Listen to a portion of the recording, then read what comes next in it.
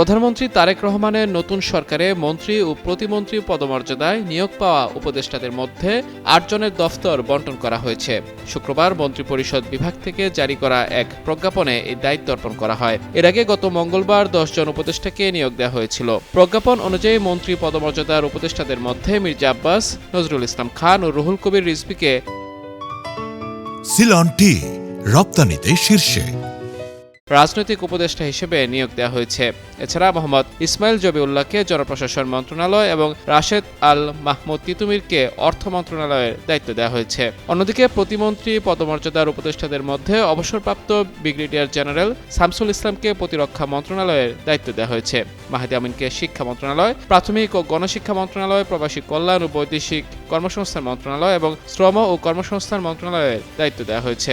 নতুন এই বণ্টন আদেশের মাধ্যমে সংশ্লিষ্ট মন্ত্রণালয়গুলোর প্রশাসনিক ও নীতি নির্ধারণী কার্যক্রম আরও গতিশীল হবে বলে ধারণা করা হচ্ছে।